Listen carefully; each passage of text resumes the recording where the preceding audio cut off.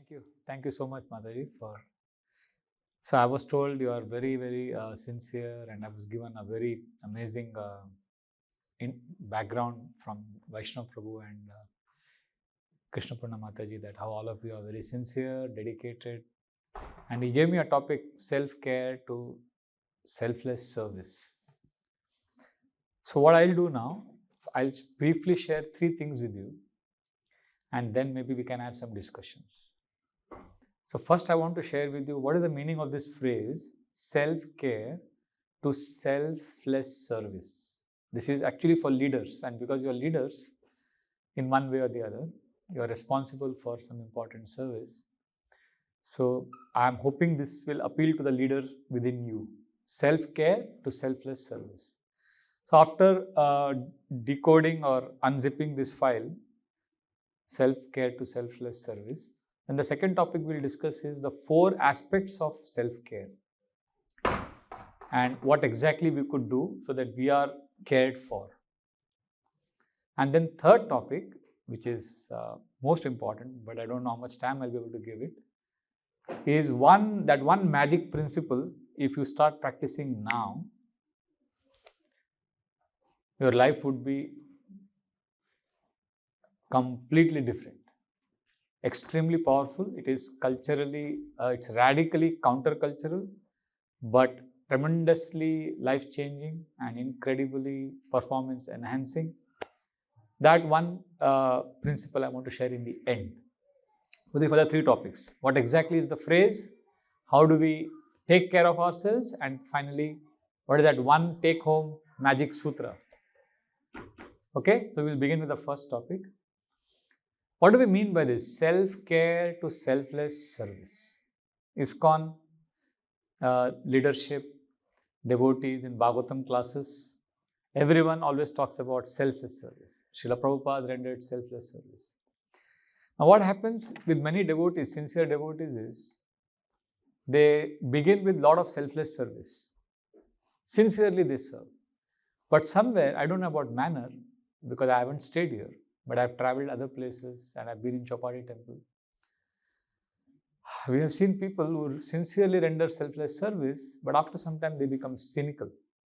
You know what is cynical? Cynical means not being impressed with simple things. Then they become critical. And then they leave. And we are wondering, wow, they were doing selfless service. Now they have disappeared. What happened? So over the years I realized selfless service was done, but there was no self-care. Therefore, we lost them. So what is self-care to selfless service? It basically means practice some important things in your own life by which you feel cared for, you feel safe, you feel sheltered. Then or parallelly render selfless service. If you render selfless service without self-care, it is unsustainable and it is also dangerous. I'll repeat. If you render selfless service without self-care, it is not only unsustainable, it is also. Why it is dangerous? Because you could offend others. You could get frustrated. And when you offend others, it's a mad elephant offense. Lord Chaitanya Mahaprabhu said, we'll destroy. And if you're a leader, then our offenses will, it's like a fire in the community. It can be disastrous. So therefore, self-care is extremely important. Devotees who have neglected self-care and only rendered selfless service have suffered immensely. See, when I'm sitting on the Bhagavatam class, Vyasas and any speaker for that matter, we have a mandate. We want to glorify selfless service. We want to glorify Bhagavatam. We want to tell you about giving your life like Jatayu, like Abhimanyu, like Prabhupada. Surrender to Krishna. You have to use your common sense and take care of yourself. Like I know one very, very senior leader in ISKCON. It's amazing. He gives Bhagavatam classes, he quotes verses from scriptures left, right and center. In fact, he quotes so many shlokas that many of us brahmacharis, when he starts speaking, we have a game. We play a game. Let's see how many shlokas he says. Let's count. So sometimes he scores a century, sometimes he quotes 120 verses. Oh, today he scored 120, today he scored 110. He's always quoting verses. So somebody thinks, wow, he loves Krishna so much, he loves Bhagavatam so much. He's a great speaker, great Bhagavatam, and he knows the whole Krishna book by memory. You can just read the whole Krishna book without looking at the book. He's well built, fit. So after seeing his life on the Vyasasana, there are devotees who spend hours and hours memorizing verses, chanting, doing devotional service. But they are suffering in their life and they are wondering, this person is very happy. He is happy because of chanting. I am also chanting. No, there is something else he does, but he doesn't speak about it on the Vyasasana because he doesn't have the mandate. And what does he do? He does every day 2 hours of yoga. He never speaks about yoga in his classes. He never speaks about how you should take care of your health, how you should watch what you eat, and how you should not eat at night, all those things, because that's for you to take care. You manage it. My job is to tell you about Krishna. I am here in a sannyasi robe. This is my service. This is the mandate given to me. You are a fool if you copy-paste what he speaks on the Vyasasana in your personal life without understanding what he does off the Vyasasana. So this is the meaning of self-care to selfless service. In ISKCON, we all will talk about selfless service. But I, for example, I today spoke pure Ramayana. I spoke about Hanuman doing completely selfless service. We started at 10, we ended at 1:30. The program ended at 1:30. 3.5 hours of selfless service of Hanuman. Jai Hanuman. Now what I do a lot of self-care.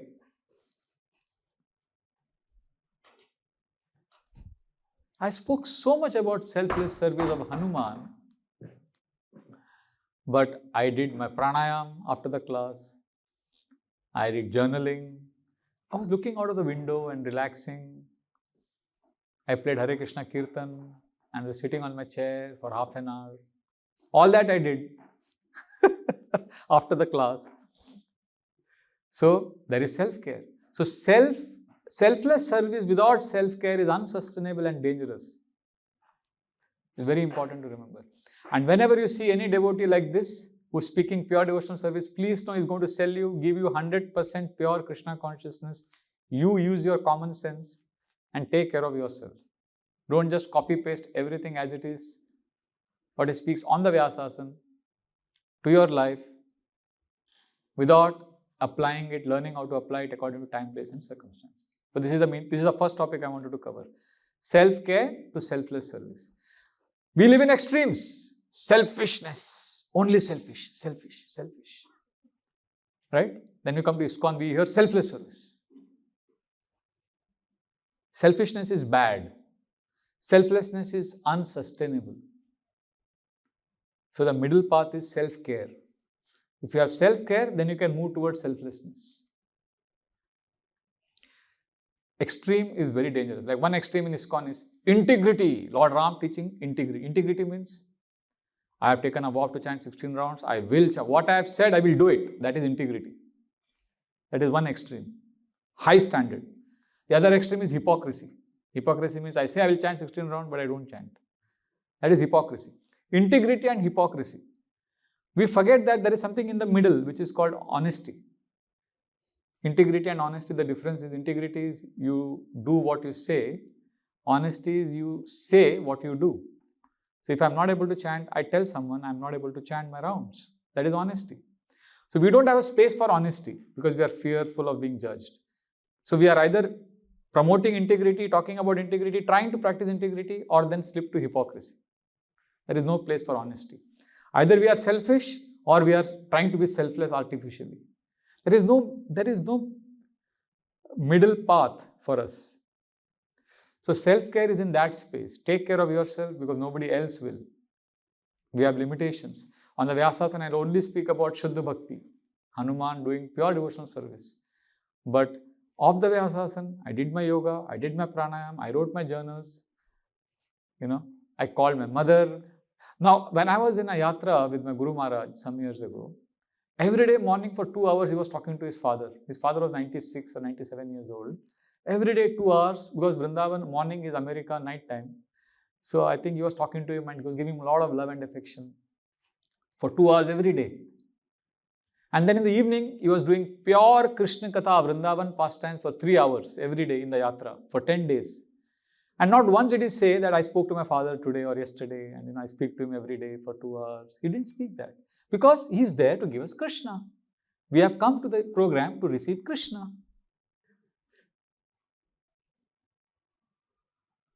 Now, some devotees may think, oh, see, Maharaj is only Krishna conscious.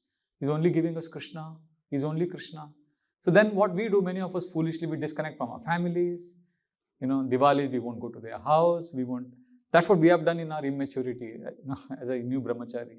And then as we get older, we nurse the wounds inflicted by time. We are just crying, oh, I should have done this, oh, I should have been kinder to my father, oh, I should have been like this, oh, my brothers, all that. Because we thought bhakti means 24-hour selfless service. Self-care was forgotten. So therefore, it's important, otherwise we'll become cynical and we will leave bhakti. Is that okay? This is the first topic. Self-care is important because that will help us sustain our selfless service. Now the second topic. What is the second topic we're supposed to discuss? What exactly is self-care? How do I know I'm taking care of myself? So, you know what is selfless service? Because you are serving in the as volunteers for Janmashtami, for so many festivals. There's nothing you're getting out of it except the joy of serving Krishna. As that is going on, if you do 4 things in your life, if you invest time for 4 things, then you are taking care of yourself. Self-care involves 4 aspects: physical, mental, emotional, and spiritual. Physical means roti, kapda, makan, rest, exercise, diet. That's basic. Mental means, mental is little slightly, just try to get this, mental is little abstract. Mental means a sense of, I wanted to say ego, but ego is a very bad word in ISKCON. But I mean mental. Mental means a sense of doing something. See, we all have that purushatva, the ego. Whether you are a male or a female, you want to be doing something. If you don't do something, you'll go crazy. We have a sense of doing, accomplishing, right? So that ego gets satisfied. Like when I was a new bhakta, I felt a tremendous sense of achievement when I used to go on Sankirtan and distribute 100 books every day. I came back, of course, Prabhupada's mercy I got, all of that was there. But that feeling, when I would come back from the railway station to the temple, which is a 10-minute walk, I would go with 2 bags filled with books. And then in the train, I would make announcements, sell the books. After 3-4 hours, I would come back, both the bags empty, with the score of 130, 140 books. And I would come back, walking to the ashram temple from the railway station. I would feel as if a cricket batsman is returning after scoring a century. He's coming back to the pavilion, how he waves his bat I would be so happy. And when they would announce the scores in the morning, and the top scorer for the day is Vraja Bihari with 135 books. I can't explain. You may say it was spiritual joy, maybe, but it was mental joy. It was a sense of doing something for Prabhupada. We all want to do something. So take care of your mental needs. Many of you are working outside. You are taking care of it. You are achieving promotion, growth, career expansion, whatever. So there is some mental needs that have to be satisfied. So physical is simple, rest, exercise, diet. Mental is doing something, achieving something. Emotional is for grihasthas mainly, it is social needs, which is love, affection, family, bonding. We need to have that part taken care of. Giving love and receiving love, that is emotional need. Mental is sense of achievement. Physical is rest, exercise, diet. And spiritual needs is, is there somebody waiting outside wanting to come in? Spiritual needs is you and Krishna. What is spiritual needs? Your relationship with Krishna. I'm not talking about any specific activity. I'm talking about your relationship with Krishna. That is spiritual. For some it is deity worship, for some it is chanting. How are you able to best remember Krishna? What nourishes you spiritually? What gives you shelter of Krishna? What helps you experience Krishna in your life? That is spiritual. This is the second topic I wanted to discuss. What are the 4 needs? What are the 4 self-care aspects? First one, Physical is rest, exercise, diet. Second, mental is doing, achieving, for a sense of accomplishment. And emotional. Third is emotion. What is emotional? To love and be loved. We are human beings are social animals, right? We say we are social animals. We need social life. We need emotional life. And then the last is spiritual needs. Spiritual needs refers to your relationship with Krishna. How is it evolving? How are you feeling the presence of Krishna in your life? How are you experiencing Krishna? So if you are investing time for all four of them, all four of these activities, then you will see that you are taking care of yourself. You will feel cared for. Otherwise, you'll always feel a vacuum and you'll feel that somebody is out there is not taking care of you. Somebody out there is responsible for your misery. So we have navigated. See, brahmacharis, our problem is, we get a lot of spiritual programs. Physically, we have our rest, exercise, prasad we get. Mentally, we are doing services. Our challenge is emotional. Grahasthas, I have seen their challenge is spiritual. They also have emotional challenges, but I'm just saying, generally, Grahasthas are not able to take care of their spiritual needs. They don't experience Krishna so much because they're busy. So what we could do, physically, we could start with some dietary habits, exercise. As you get older, your body sends you signals, what you can eat, what you cannot eat, what you can digest, and little bit of exercise, relaxation. Everybody does. Even Keshav Maharaj, he came to Chapati, he was doing morning, evening, afternoon, 6 programs a day. And although he's Maharaj and, I love him, I take little liberty with him. I said, Maharaj, what about your health? Because I'm older to him in age, so I could slow down. So he said, no, I take care, Prabhu, I take care. And then he told me how he does yoga, he does all those things. So I was happy. So basically, physically, you have to take care of yourself. You have to do some things. That is physical. Mentally, you could I'm sure you are already feeling cared for mentally because you're doing tangible service. You're a leader. You're a part of this small group, right? So mentally, you have some sense of doing, sense of service. And emotionally, that I can't comment much. You need to ask who are your friends, whom you connect with, whom you can reveal your heart without the fear of being judged. At least we need to have one person in our life who will not judge you, where you can be totally authentic and vulnerable. So you ask yourself, who is that? And in this world, you cannot have a deep, fulfilling relationship with a human being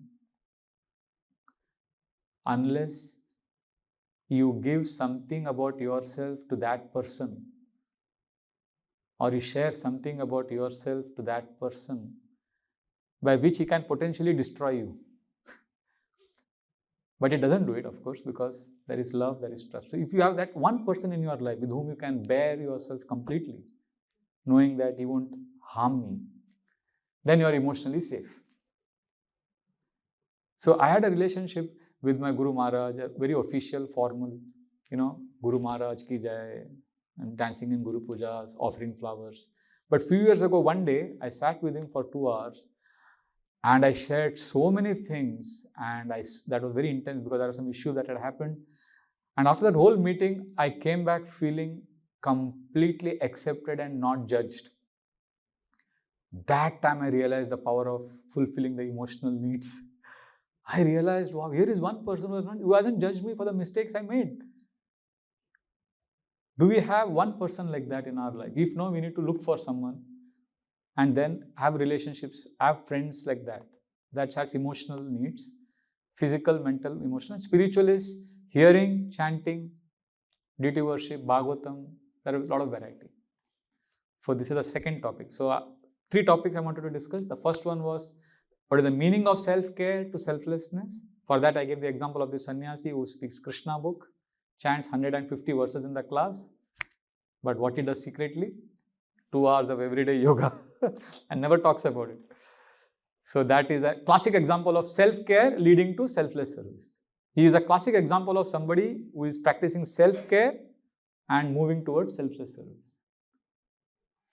And second topic we discussed was the 4 aspects of self-care, which is physical, mental, emotional, and spiritual, and what we could do to take care of each of this. And the last topic I want to discuss is that one magic sutra, mantra, which can immediately bring about a change in your life and help you understand the power of self-care. And that is relaxation. How many of you consciously relax every day? If not every day, once in 2-3 days. Now, when I say relax, I'll clarify. Don't say I relax by watching Netflix or television or YouTube. No. When I'm talking about relaxation, I'm talking about when you are not having any electronic gadgets with you, when you are either alone, you are at peace with yourself, or you are basically not in a doing mode. You are not doing anything to achieve something else. Some people say, Prabhu, chanting is relaxing. One devotee told me, what is all this relaxing? Relaxing is a bad word, huh? By the way, in ISKCON. Nobody likes to talk about relaxation because this leaders group, I can talk about it freely. Relaxation is a bad word. One devotee told me, Prabhu, chanting is relaxation. I said, really? Great. So I said, so Prabhu, morning, you chant your 16 rounds every day? So I changed the topic. After some time I asked, how's your life? And Prabhu, I'm struggling with chanting 16 rounds. The moment he said struggle, I caught him. I said, if there is struggle, then it is not relaxation. I said, why do you chant Hare Krishna? Prabhu, I've taken a vow. 16 rounds, I'm initiated devotee. I have to chant 16 rounds. I have to chant or I want to chant. If I have to chant, it is not relaxation. If I want to chant, it is relaxation. No, Prabhuji, but we should want to chant. I said, forget what you should. Ask what is. Many times, in ISKCON, we talk about what should be done. What should be? I say, wait. What should be later? First, what is? The reality is, chanting is not relaxation for many devotees. They chant 16 rounds because they have to chant. More than the beats, they are interested in the counter beats. Khatam kar diya 16 rounds. Finish the 16 rounds. That means chanting is not relaxation. If I chant because I want peace from chanting, then chanting is a struggle. If I chant because chanting is the end, if something is a means for something else, then that activity is not relaxation. If something is an end, then that is relaxation. So relaxation basically is a very broad subject, but I'll briefly mention this. So you may say, okay, Prabhu, okay, I got the point. You are saying if I relax more, then I will be able to take care of myself. And if I take care of myself, I'll be able to do selfless service. You may say, okay, now how do I relax? We are always doing, achieving, moving about. Is there any space, any time when you can sit without doing anything? Is there any place where you are not wanting anything from that activity? Like Kirtan, for example. For some people, they can sit in the Kirtan for hours.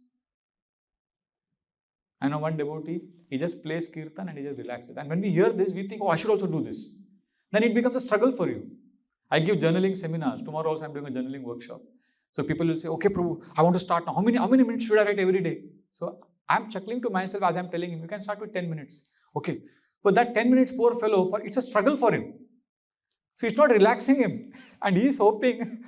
I share 3 tools always, breathing, journaling and praying, because this relaxes me. So people take inspiration from that and then they force themselves to do it and they think, okay, I'll do it every day. But it's not nourishing them because they are trying to achieve something else from that, or they're struggling, they're resisting against something. So before you discover spiritual activities as relaxation methods, I'm asking you right now, what can relax you other than electronic gadgets? Does walking relax you? Nature, looking at nature? For me, many times just sitting outside, in my temple also I have a room.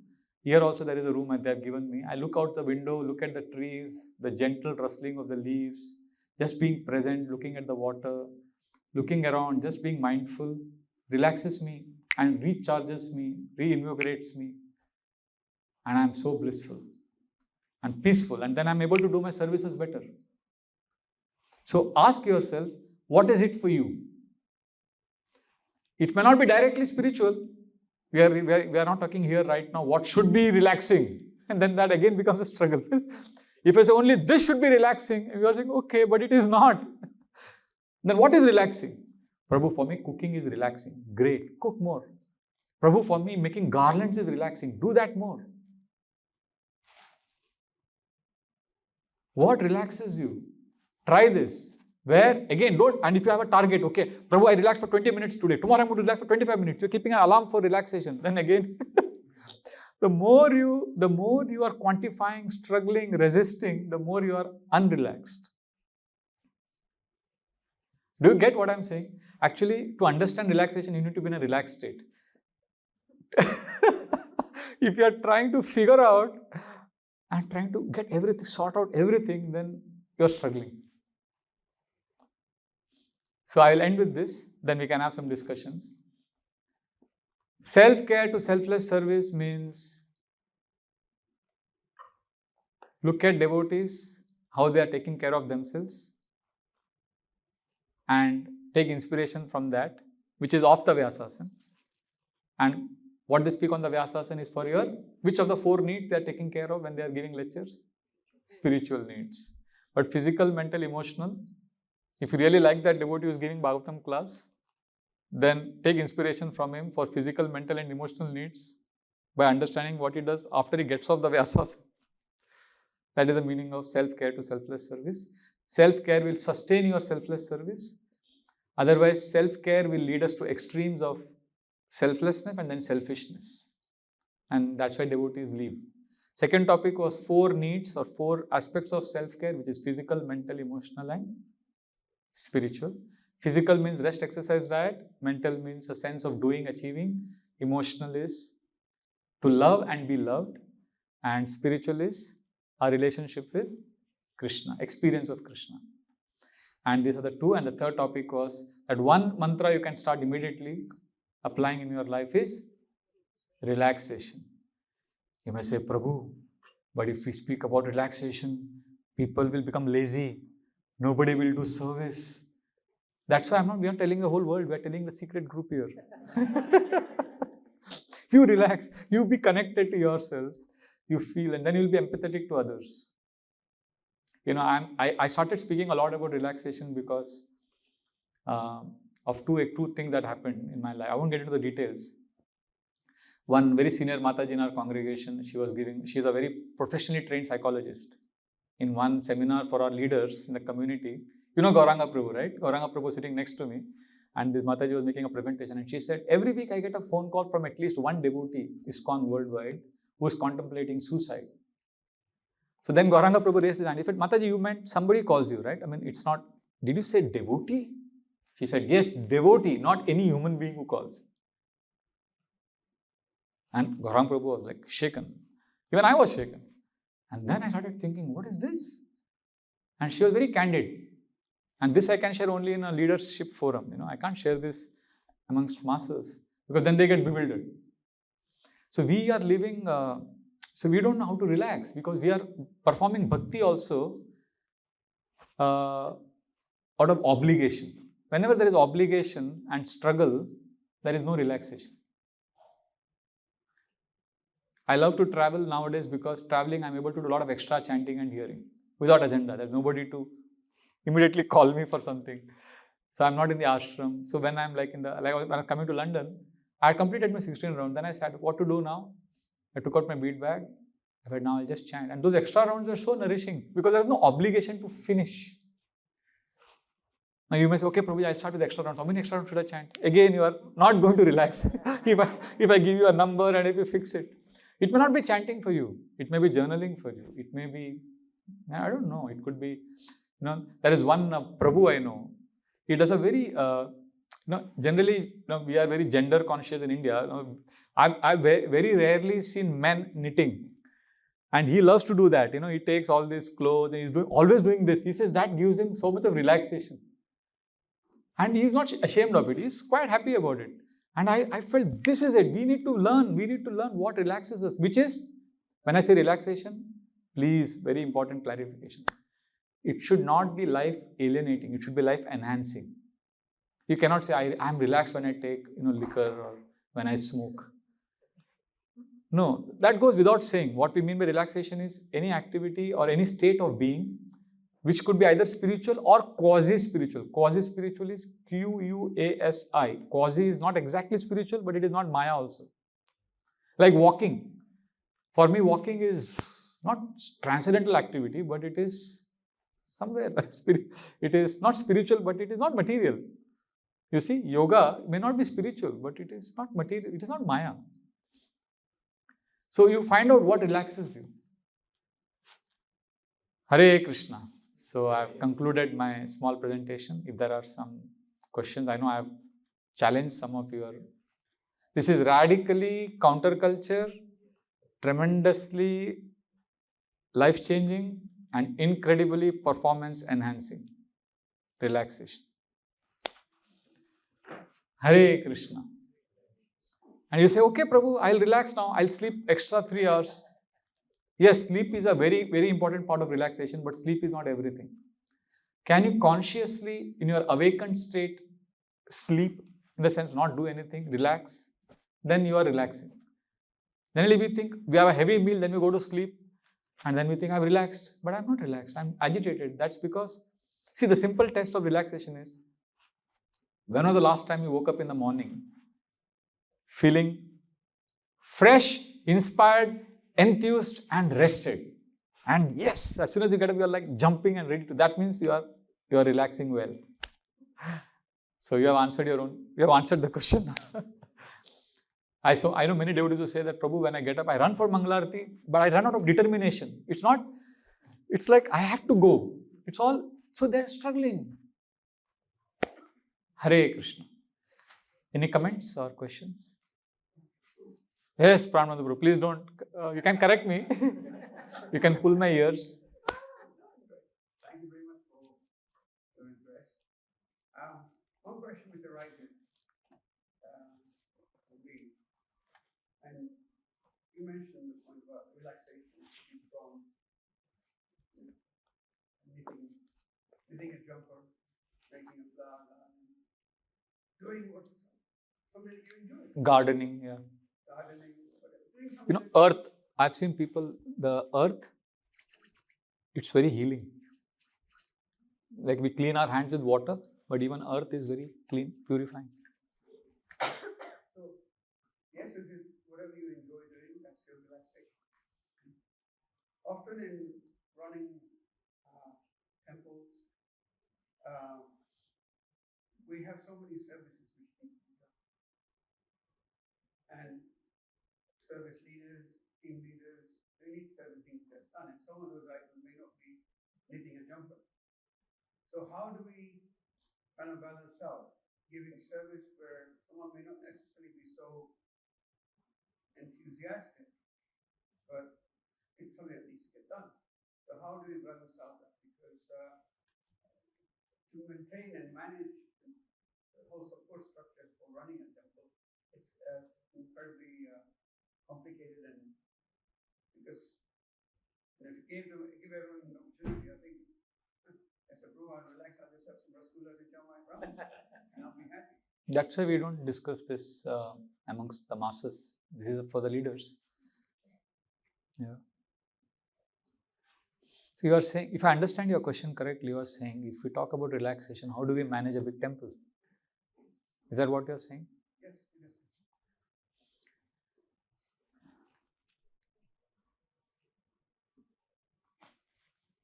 I know in the airplane they announced that you first put the oxygen mask on yourself before you protect others.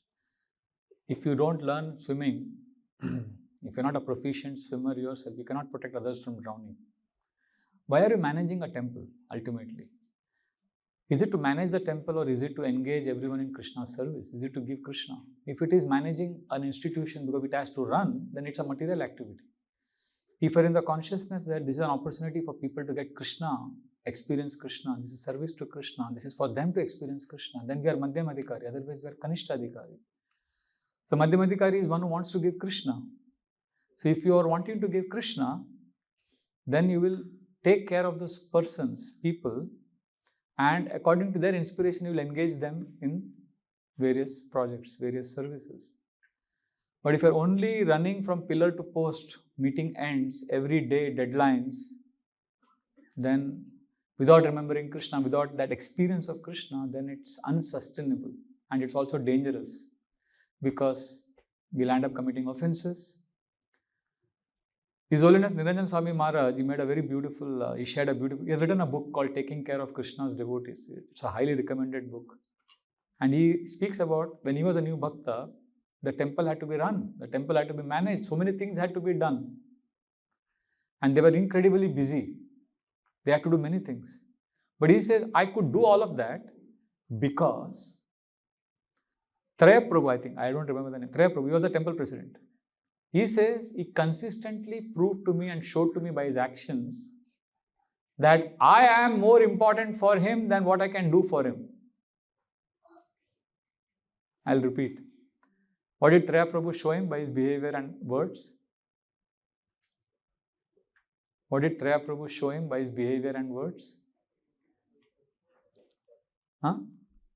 That he is more important for me than what he can do for me. That means I have to take care of him. So he would give him Mahaprasad, he would tell him about Prabhupada. Because he took care of him, Niranjan Maharaj says, I could give my life to him. So when we want to get many things done, so we engage them in different services. But if you are feeling cared for, if you are taking care of these 4 needs, physical, mental, emotional and spiritual, then you will be able to engage them in a way that will help them continue their service for the rest of their life.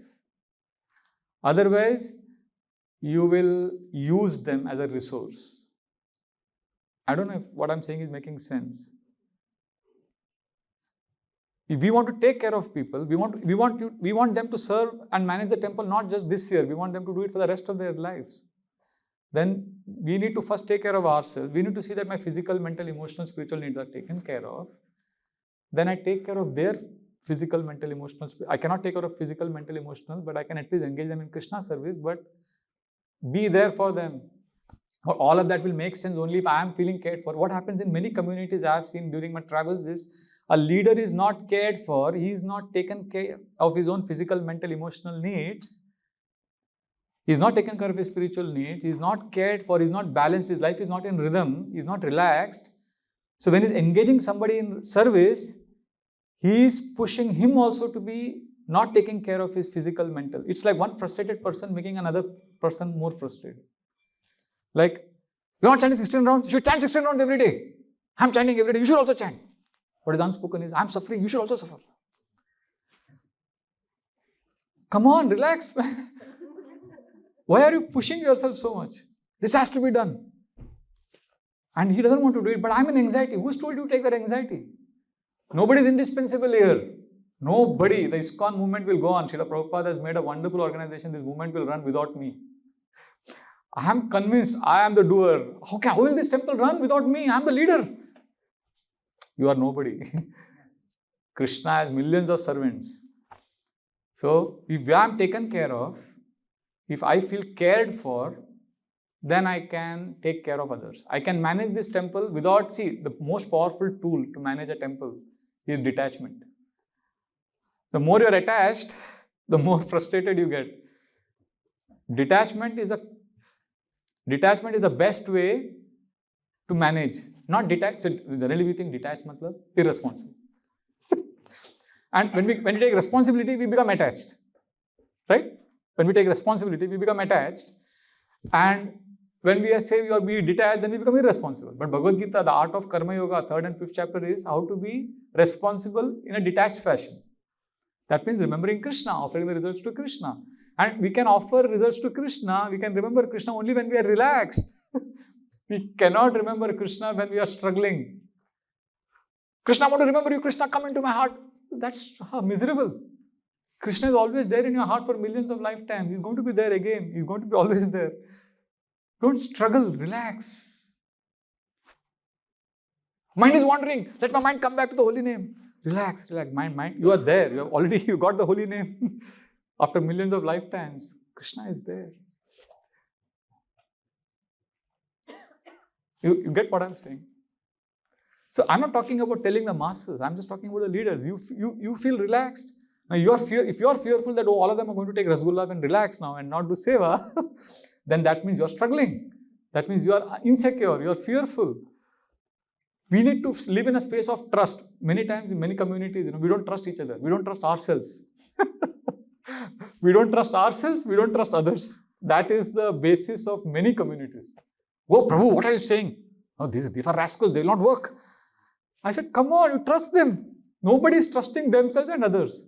But I live in a different space. I live in a space of trust. I trust you. I know that you will not go and sleep at home. In fact, you will do more service. This is what I'm saying is counterintuitive. You want to shoot an arrow forward, you take it back. And then it goes forward. If you are finding any spiritual activity a burden, obligation and duty, that means you are struggling and you are not relaxing. Now you may say, but how to find it relaxing? I said, that's later. First you answer my question. What activity relaxes you? Then I'll tell you how to add Krishna there. And then slowly you are very insecure, fearful. So I would say that I would prefer to trust you. I know that you will not go back home now and say, Prabhuji has said relax. And he said, watching TV is not relaxation, so I'll eat Rasgulla and relax. No, I know you won't do that. Because then you may be not taking care of your physical aspect. When you eat heavy food, paneer, sabzi, cheese, pizza at night, then next day morning you have a back pain and you have all these complications in health. So self-care means taking care of all the four needs, physical, mental. And these services is part of mental needs. We need to give challenges to devotees because they'll feel a sense of achievement. I gave the example of book distribution. You were there? You were not there. I think you came in a little late. I was speaking about physical, mental, emotional and spiritual. Were you there when I was speaking about it? No. So there I was mentioning how we need to encourage devotees to achieve and do things for Prabhupada. I was giving the example of book distribution, achieving, because that takes care of your mental needs, sense of achievement and fulfillment and ego. That was a very important topic. You were not there. So mental needs are very important. So I've seen devotees when they do service, they feel a sense of lot of achievement, purpose. So when you're managing the temple, instead of seeing it as a temple that has to be managed, see it as an opportunity to fulfill the devotees' mental needs. See it as an opportunity to take care of their mental needs, and then you are taking care of them. You are helping in self-care. Are you seeing what I'm saying? Just change the paradigm. Instead of the same activity you are doing, the same activity, but instead of doing it for maintaining the temple, I'm doing it so that this devotee is engaged. Does that make sense, Prabhu? उल्टा देखने का वो devotee हमारे लिए important है बाबा वो Niranjan Maharaj is very powerful. He says, if Treya Prabhu had not given me that love, that confidence, I would have not lasted for so long. So we need to take care of others' needs, but we're not able to take care because we are not taking care of our needs. And we're not able to take care of our needs because we're not relaxed. We are thinking bhakti is also everything, it's all about achievement. You can't achieve Krishna, you have to receive Krishna. And to receive Krishna, you have to be relaxed. You can't say, Krishna, come, Krishna, I've chanted 16 rounds, I've chanted 64 rounds, I'm doing this seva, I'm doing this. Krishna, where are you? Relax. Krishna is there already. You just have to breathe, relax. Krishna is there. We need to hear Krishna's voice. He's just right next to us. But we are looking at the left side. We have a giant mind obeying him. And Krishna is on our right side. He's just waiting for us to turn to him. But we can't hear his voice because we're not relaxed. Krishna's voice is soft, slow, detached. Mind's voice is fast, loud, attached. So we are struggling eternally because mind is making us dance to its tunes. When we listen to Krishna's voice, when we are connected to Krishna, I can take care of others. I'm cared for, I'm relaxed. Because if somebody is with Krishna, you are relaxed. Devotees say, once I gave this presentation, one devotee said, Prabhupada said, and reporter challenged Prabhupada, that what do you do for recreation? What did Prabhupada say? Chanting is our recreation. Krishna consciousness is our recreation. So Prabhuji, what are you saying? How can you say we have to relax? So I said, yes, Prabhu, that is because at an age when you are learning A for apple, B for bat, C for cat, Srila Prabhupada at that age was organizing Rath Yatras and going to the railway station and seeing the timetable for Jagannath Puri. So for him, Rath Yatra was relaxing. So when he got old, he was organizing Rath Yatra. He said, what I'm doing now is I'm doing what I was doing in childhood. So for him, bhakti was relaxation. For him, bhakti was relaxation. For us, bhakti is obligation. So either transform it into relaxing activity or do something to relax you and then do bhakti. That's what I'm saying. Otherwise, you will be miserable. And you will make those who are under you as a leader, you make their lives also miserable. That's all I'm saying. Srila Prabhupada, for him, bhakti was relaxing. Okay, simple test. Don't raise your hand. I'll ask you a question. Don't raise your hand. How many of you feel you waste your time on YouTube, cricket, Bollywood, movies, Netflix, and you feel guilty after that? अरे कितना time गया? ये हाथ नहीं उठाया ना? कुछ दूसरा काम. He's calling someone. Don't raise your hand. What I'm saying is, the point is, if you are spending an inordinate amount of time in wasteful activities, that means that time if you had spent in relaxing, you wouldn't have needed that. We need that because we are struggling and we need some relief. Why do we watch television? Why do we scroll through social media, Instagram reels? Because we want relief from the struggle. Right? So if you are relaxed, then you won't need that. So many devotees waste time. That's my simple question. When I said relaxation, what I meant was, is there anything in your life which if you do, you don't need any dopamine kicks? You don't need. Earlier they would go to, they would go to a gambling den or take liquor or take drugs. Nowadays, it's on a pocket. So this is a very big problem nowadays, smartphone addiction. So if you don't have that addiction, then you're relaxed. Then you don't need to hear this class. But if you are doing seva, doing job, earning money, and coming here also and doing seva, and then you're getting tired, and you're chanting and also watching movies, Hare Krishna, Hare Krishna, and you're just finishing a round, that means you are committing a lot of aparat to the holy name. You are not actually connected to Krishna. So I'm saying, relax, Baba, relax. Thoda aaram karo, thoda aaram karo. That's all. That's my space. I'm trusting you that you will do something to take care of yourself. Hare Krishna. Yes, Prabhu.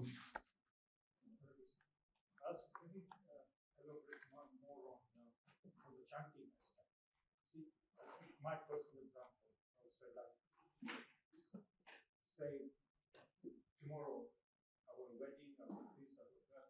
In my mind, it is, when am I going to finish my 16 rounds? Is it a bad thing to think like that? Or? No, that's healthy. That's a part of love. It's a commitment. You are committed to your guru, so you want to chant your 16 rounds. So that's a very healthy, I want to do this service. But what happens is, that means it's part of your training. See, there are three things in life. How many of you follow cricket or football, sports? Malum hai na? Some basic sports you all know. So in football also, in cricket also, there are three things that happen. There is competition or struggle, you are actually playing. Second, there is practice or training. And then third, there is resting or relaxation. Like recently, one fast bowler, who is a very fast bowler in Indian cricket team, very good. He won the match for India. And the coach announced next match he's being rested. And people said, why is he rested? We want to win the match. No, but the coach knows better. He needs to be rested. In football, sometimes the midfielder is playing very well. The coach calls him and makes him sit on the bench. Relax. So, okay, so there are three things. What is the first? Competition or struggle, playing. Second, practice or training. Third is resting or relaxation. Okay? So when you are doing your business or whatever, your social interactions, talking to people, there is some struggle. There is negotiation, there is talking. There is something you are doing because you want to achieve something. Is that okay, Prabhu? Then second, you are chanting Hare Krishna. That is like training or practice. Bhakti activities are training. For most of us, chanting 16 rounds, when you say, I have to do my rounds, that means it's like a batsman saying, I have to practice every day in the nets. I have to practice. So that what you're doing 16 rounds is practicing it. You are getting trained for your spiritual life, for your growth, for your back to Godhead. So that is training. And when you are doing your other activities, you are actually working. So playing or competing and training is going on in your life. Good. I'm asking, are you also relaxing? Only then it will get digested. Anybody does only playing a match and then practicing, practicing, he will get burnt out. And then he'll be exhausted. So how that translates in devotee's life? He'll pick up some, YouTube or whatever, and he'll keep for hours scrolling. That much time he could have chanted, that much time he could have read Bhagavatam, that much time he could have done so many good things to enhance his spiritual life. So this 16 rounds is an obligation, it is good, it's healthy. That means 16 rounds you are doing because you have taken a vow. Fine. Is there anything else in bhakti that you love to do, where you don't feel that burden? Find out. And do those activities little bit more. Like for me, hearing random classes is very nourishing. Like Chopati Bhagavatam classes are going on. I'm in manner. But yesterday, I heard the morning Chopati class. And I liked the class. And then I messaged that devotee, appreciating all the points he said. And he became very emotional. He said, Prabhu, you're so far away, so busy, and you heard my class. And that exchange of love was so relaxing. There was no agenda. I didn't appreciate it because I wanted to do some service for me.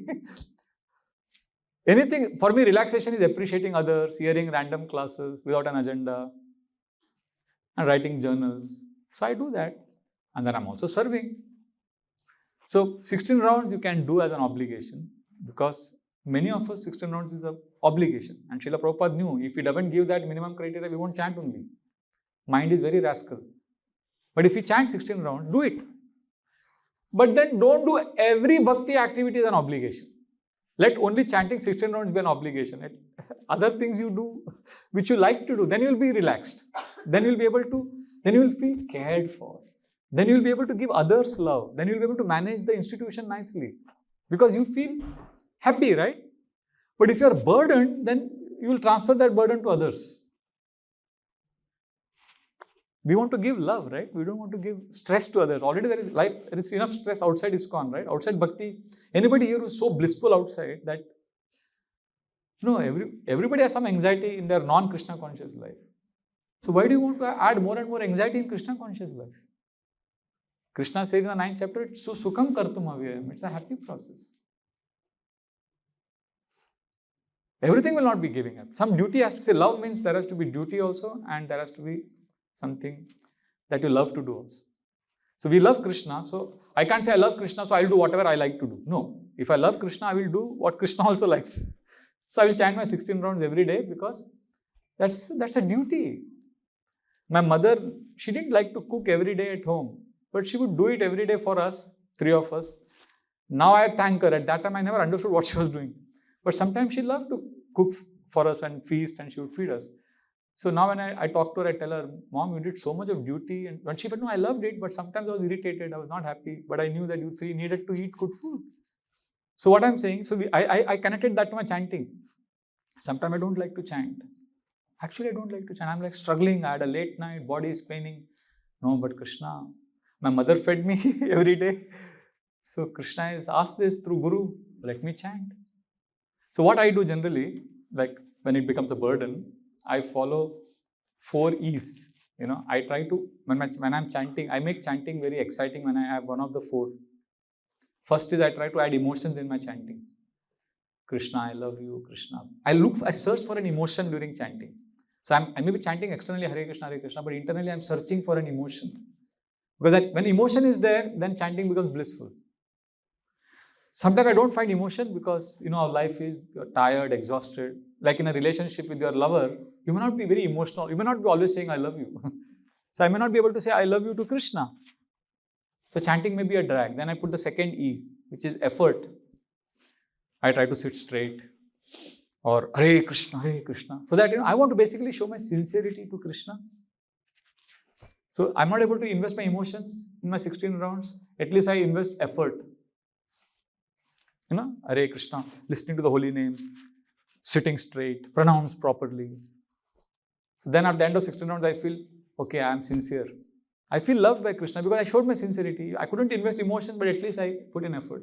But sometimes effort is also not possible. I'll tell you why. Because as a preacher, I travel a lot, and every social interaction causes me social fatigue because I'm an introvert by nature. So just like if somebody drinks liquor and gets a hangover, every social interaction causes an introvert what is called an introvert hangover.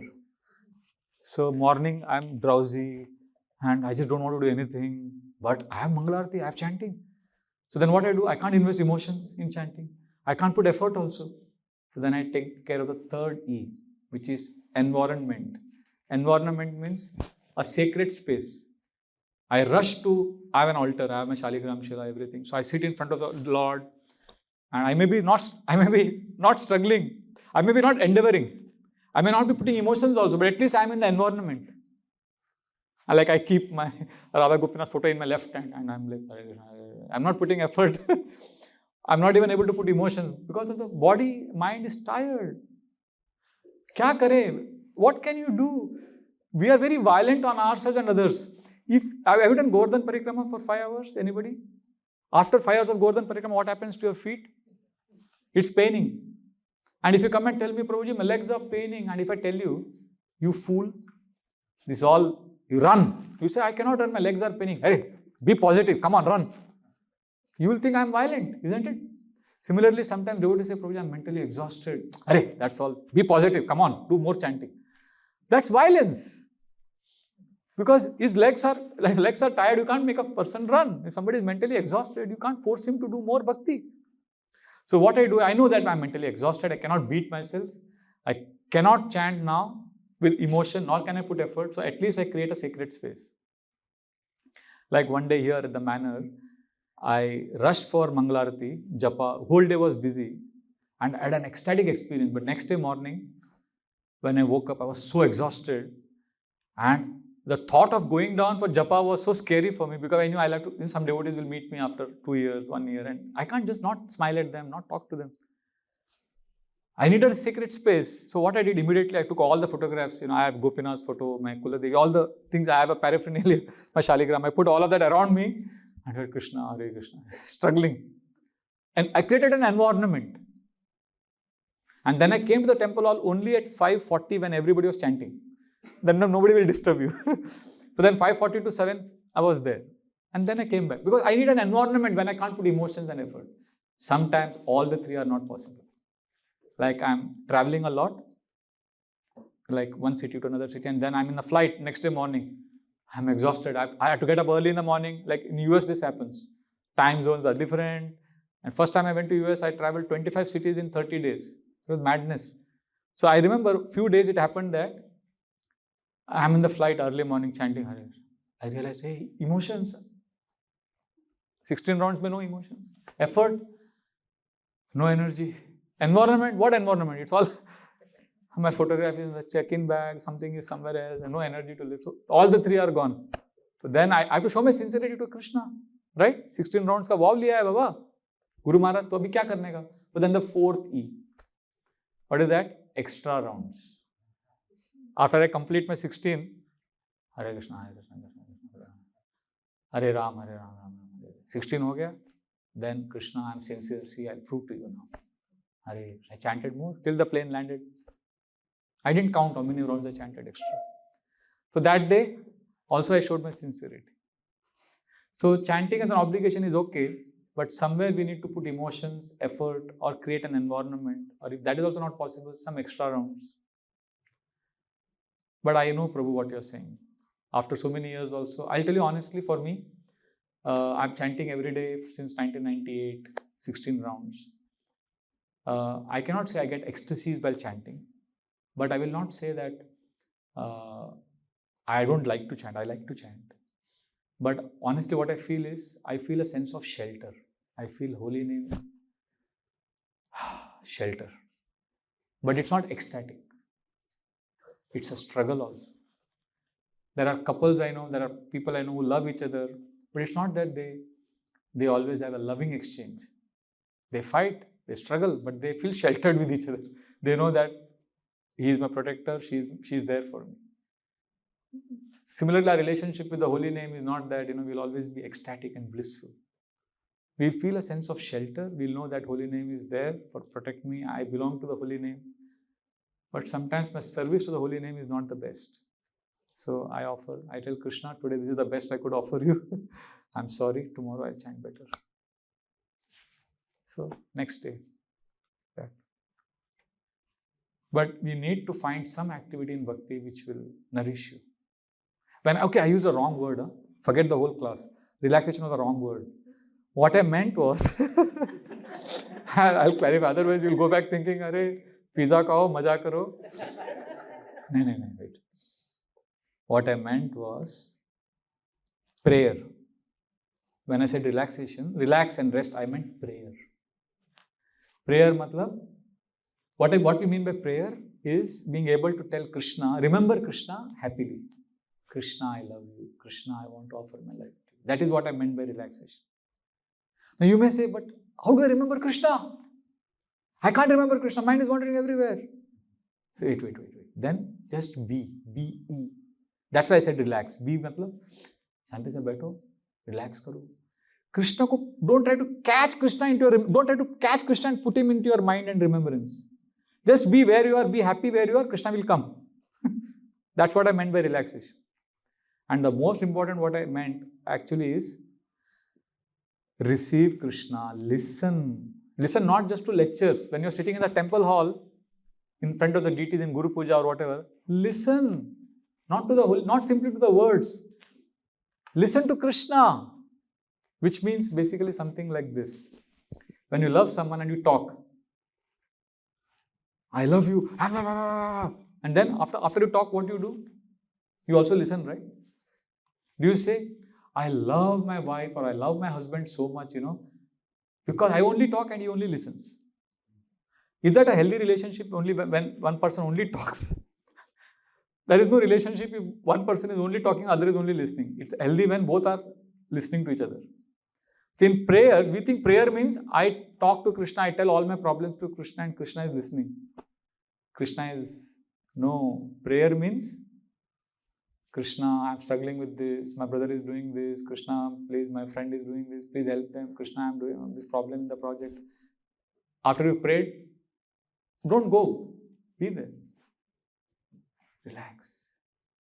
Relax, be, listen. You say, but what to listen? Relax. Krishna will reveal. And nothing comes after a few minutes, you are standing there and you're lost. Then gently come back to prayer. Krishna, please guide me, I'm in this difficulty. Then again relax, be there. You are giving chance for Krishna to reveal to you. You're getting what I'm saying?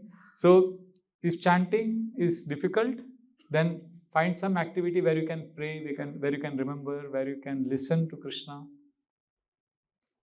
Some people listen through nature, birds humming. Some people listen in silence. Recently, we celebrated the 60th wedding anniversary of one of our very senior couples in our temple congregation. 60th wedding anniversary. So that Prabhuji Mataji were sharing their realizations. And Prabhuji was saying, when we were newly married, we used to fight every day. We had so many clarification, counter-clarification, explanation needed for each other. Now he says, now we are able to sit next to each other quietly and share silence and a sense of bonding. Can we share that with Krishna? Can we be with Krishna without the desperate need to say so many things? We are fearful that we lose Krishna. Krishna is there. He has been with you for millions of lifetimes. And he will be there with you as long as you live in the material world. He is not going anywhere. Relax. Be with Krishna. Listen to Krishna. Share that silence with Krishna. That's what I meant by... So it was not relaxation. It was all about... What was that magic sutra I gave? Prayer. Prayer or listening to Krishna or being with Krishna or remembering Krishna. So this is the way I see chanting. Is that okay? Relaxation will heal. Relaxation does two magical things in your life. It heals and it also helps you receive. Have you ever lost an umbrella or something and you are frantically searching for it and you don't find it? And then you relax and you're sitting and some other day suddenly you remember where you kept it. That's how it. Krishna also is like that. You're trying to chant, finish your round, do so many things. Where is Krishna? You have done, you relax. And suddenly you will feel Krishna has revealed to you something. We don't trust ourselves. We are scared to be alone. We are scared to relax. We are scared to be with Krishna because nobody else is doing it. What if others go ahead of us? What if I'm going to be judged? What if I'm not going to be liked by others? We are so fearful of spending time with Krishna. We rather do something for Krishna. Yes, Prabhu. I'd like to know about entitlement and the anecdote to helping devotees who are regularly coming to the temple, but on a festival day, it's quite often and not that they're rushing, we're doing our duties. And it almost comes across as we need to fulfill their entitlement, meaning I come here to the temple regularly, but on a festival day we'll have thousands of people, regular public would come. What would be a good anecdote to those who are regularly coming to the temple and suggesting to them, follow the queue? The simple message. How can we get that message Across politely and delightfully so that we don't offend? Because 9 times out of 10 what happens is we are under pressure. Yeah. That's normal because that's the duty we're performing. But we also don't want to offend. And we don't want the wider public to see that offense going on. Yeah. What's the best anecdote? I generally appeal to such devotees when I'm managing, crowd management and all of that in festivals. I try to appeal to. I know that every devotee initially who's coming to temple is a guest, but I want to see them as a host. I want them to become the host. I don't want them to be a guest forever. So I try to appeal that host in them. That Prabhu, this is your temple. Prabhu, this is your place. And they are your people here. If you set this example, it will be great. Prabhu, can you do this service?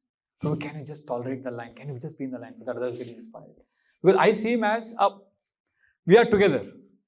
We are together. I was a guest for so many years, but now this is my temple. So I try to be in that space, try to encourage them in that space. But if you are in charge of some service and you have to deal with devotees like this, you cannot avoid some of this friction. You cannot avoid. That's part of, because that's why service gives a lot of mercy. Because it's easy to do service, but to get service done is very difficult. That's why you are a very special group here. Because you're not simply doing seva, you're getting seva done. So you go through a lot of purification. It's very challenging. And that's when you connect with Krishna.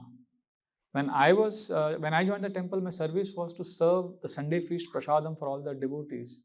And I don't know how many of you know, my Guru Maharaj, His Holiness Radhana Swami Maharaj, he is very, very famous for his spontaneous long classes and kirtans. Not now, earlier. So I was in charge of the prasadam counter on Sunday, and I would be standing and managing all of that. And the kirtan would go on for hours. Meanwhile, a lot of hungry devotees would come down and they would want prasadam. And the sweet would always be some ration. Sweet was always limited. So I would give 1 spoon of halwa or sweet rice. And then the devotees would come again. Prabhu, can I get a little more? Then I would give them. Then they would go back happily, everybody satisfied. And by the time the kirtan ended, the second batch of devotees who were participating in the kirtan, they came down and they would say, sweet is over. They would say, what, Prabhu? You didn't keep for us? Oh, sorry. What is this? We were dancing, thinking that there will be nice prasadam in the end. You didn't keep for us. You are the prasadam in charge. Sorry, Prabhu, sorry. So next week, what I did, those who came earlier, I gave them sweet rice. When they came for second helping, I said, Prabhu, limited. What is this, Prabhu? They are dancing, let them dance. No, they want kirtan, they are getting kirtan. We want prasadam. What is this? This is not correct. How can you say no for prasadam? You should give. We are hungry. So then I got confused. So I went to my in charge, Gauranga Prabhu. हंस रहा है श्याम सुंदर सबका. He has all the experience. So I told Gaurav, what to do? I asked him, Prabhu, if I give prasadam to all the devotees who they ask, am I offending the devotees who are not yet come for prasad? He said, yes, you are offending them. I said, okay, then if I don't give the second round to these devotees who are asking for sweet rice, am I offending them? He said, yes, you are offending them. Then what is the solution? So he said, you figure out. So then what I did, I sincerely prayed to Krishna. I sincerely prayed to Krishna to give me the intelligence. And then next Sunday, I started giving little, the first round only I gave half spoon of service. When they came for second round, then I gave little more. So somehow Krishna gives the intelligence, but still I got a lot of galis. But that is purification, that's part of, that's why you are special, no? That's why you are going to get special mercy of Radha Gokulananda, because you are doing the thankless job. You are doing the job of a seva of a mother. See, mother cannot demand that her child be grateful. Then don't be a mother. The child will urinate on you, child will pass stool. You can't slap the child. Why did you urinate on me? How dare you make my clothes dirty?